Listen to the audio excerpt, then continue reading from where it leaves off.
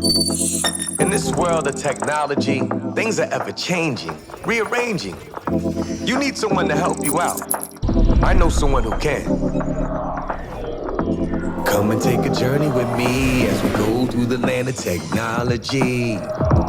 You'll never be alone. You'll be with Paul Amadeus Lane in the Tech Zone. Hello, welcome back to the Tech Zone. I'm Paul Amadeus Lane, ABC News Radio, KMET. So happy to have you with me. Don't forget to download the Tech Zone app. You can go to the Google Play Store, Tech Zone Paul Amadeus Lane, download it. The iTunes Store, Tech Zone Paul Amadeus Lane, you can download it. You know what's cool too?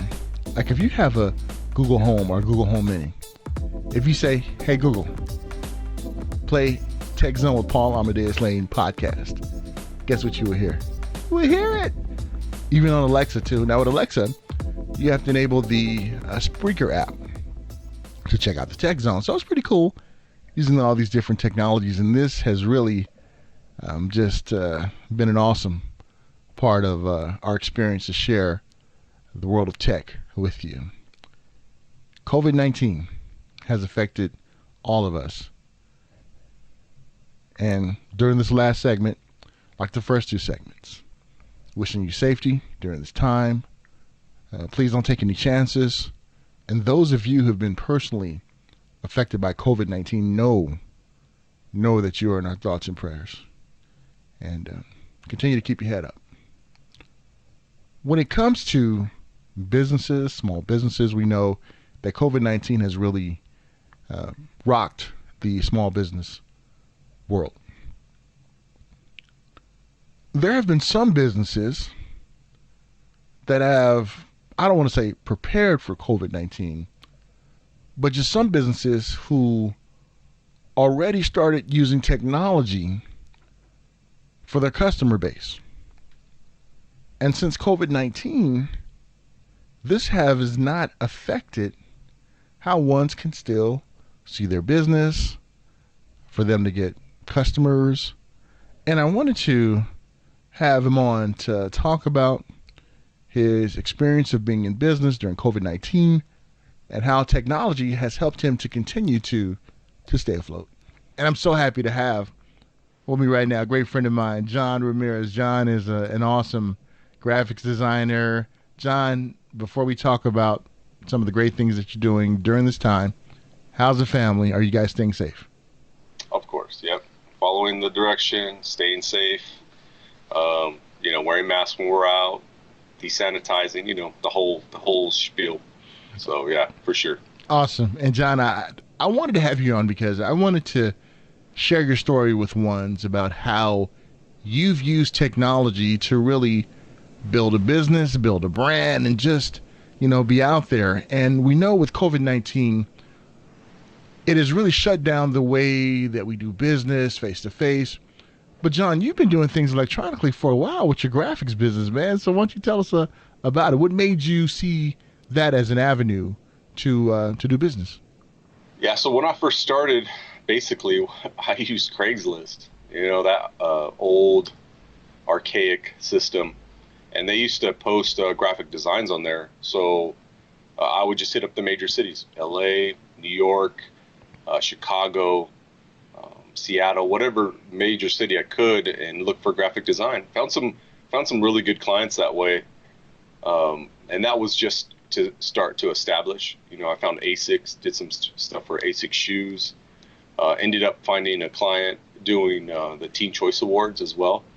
So, that hustle, man. And then when social media came out, like Instagram and some other ones, DeviantArt is another one, Dribble, and started posting on there, and that just kind of generated a larger footprint for me. Facebook as well. All that social media it's basically just free advertisement. You just got to be consistent with it. And John, that's a really good way to view it. Some of us think we can go on IG, social media, and say, hey, here, buy this right here, and we expect people to buy it, but you really work it to your advantage. And what's been some of the memorable moments of doing this and some of the projects that you worked on? With IG, actually, I've gotten some really good clients. The owner of Element Skateboards started following me on IG. We ended up working together quite a bit. Also, the designers over in Disney and Orlando started following me.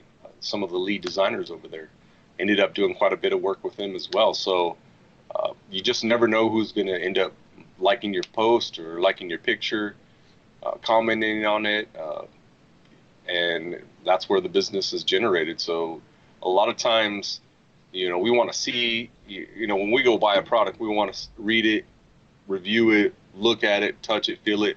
So when you put your work out there, people can see exactly what you do, and they know what they're getting.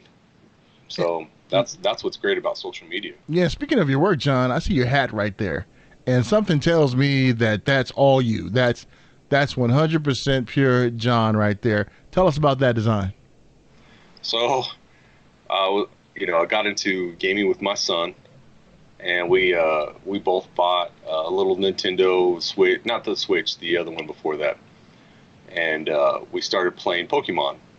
So we'd have some pretty good battles and stuff like that. So this is actually Pokemon based off of a Mexican wrestler. The name is Halucha. So my love for that and my love for sports logos and graffiti and different things like that. So what I did was combined the character with the Fighting Irish. So, and that's where we got our little Halucha right here, our Fighting Halucha. I love it. So what happened was, again, another good client of mine, a hat club, does like this whole artist series. So they came through and bought quite a few of them. And what they do is they do limited drop editions. So this colorway, they won't drop again, but they might drop another colorway. So I think the guy said it sold out in like 2 minutes or something like that if he didn't reserve one. So it was pretty cool. I don't know how many they made, but I got one, so that was the best thing. I love it. And one thing I really like about your style, John, you and I have talked because you and I are going to do some work together, and that is you don't use like stock footage, stock things. You actually sketch it, man, and that's impressive. Why do you want to do things like that and not cut corners and just go the easy route? Well, some of these other companies out there that are offering service for, there's Freelancer and I think Fiverr and different things like that. They have like a stock portfolio of different items, but after a while, it all kind of blends in. So to me, when you and not all graphic artists can draw. That was one thing getting into this business. I found out, there's some really good artists that they can't sketch at all, but they can do things within the graphics community that other people can't. So there's a lot of avenues to go down, especially when you get into this business. I always happen to draw. I took some graphic design when I was in high school, but never thought anything of it. And probably started doing this maybe about 10 years ago. Didn't think I would be doing it, but I'm doing it. And it's been fun. So, but the art, when you actually sketch something out and make it authentic, then at least you know that you're not, biting someone else's work or copyright infringement. You're always going to be inspired, and I've done works based on other artists or graffiti artists and stuff like that. In fact, my first logo was based off of a graffiti piece, but it wasn't the whole graffiti piece. The character actually had, because before I had a little pine tree, like the little scents that you hang up, and the character was wearing one of those around its neck like a necklace, and I thought it was just really cool. So that's kind of where I got the original idea for doing my first logo. So yeah, I mean, hand drawing makes it more authentic, makes it real, makes it so that whatever you're getting is going to be 100% authentic and custom as well. One thing I like about it too, John, you have inspired your family because your wife is an artist. You said she's really good. Yeah. One of your daughters and your son too, right? It's like a family affair, right? Yeah. So yeah, Jaden, I got him a computer and he draws on the iPad and stuff like that. And I've seen a couple of his sketches and I'm like, oh, let me do something with that. So I'll grab it and illustrate it up and post it up, and he's sold a few pieces just from the sketches that I see, because I look at it and I'm like, oh, that will sell on my side, or oh, that I know some clients that might like that one. So yeah, and then my daughter, she likes it as well. And my wife, she's a teacher at the moment, but she is also an artist as well. So it's just funny, growing up, my father always said, "Oh, you're never going to be able to make it as an artist." And I kind of had that mentality until everything went digital, maybe 10, 15 years ago, when I started really working on computers and the technology really took a jump forward. You can see that there was a viable business doing it. But when I was a kid, no, that's why the term starving artist was always there. Yeah. So.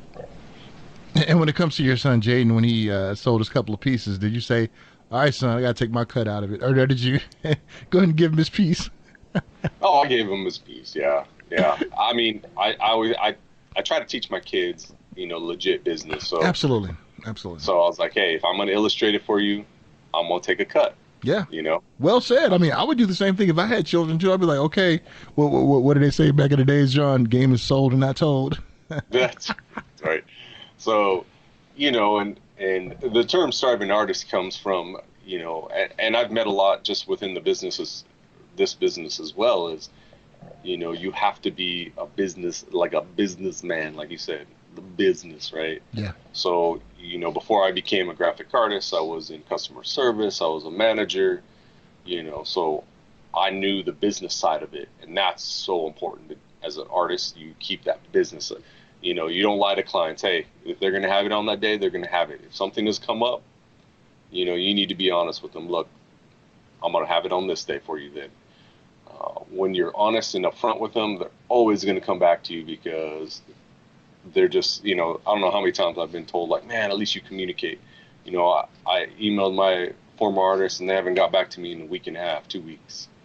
And we all get busy. I get it, but it's so simple now to be able to just send a text or email or, a DM, whatever it is, just letting know the client what's up. So that's so important. Pretty amazing, John, and seeing what you've been able to accomplish is really awesome. Great work. We've been actually showing some of your work during the interview, and I'm sure people are like, wow. And John, remember back in the days on BET, they had a commercial. It was called, I think, Soul Groove or Soul something. And it was a bunch of friends who were listening to like a soul album. And at the end of the commercial, one of the guys says, hey, can I get one of those albums? Or can I use your album? He said, no, my brother, you got to get your own. So we showed all these different graphics.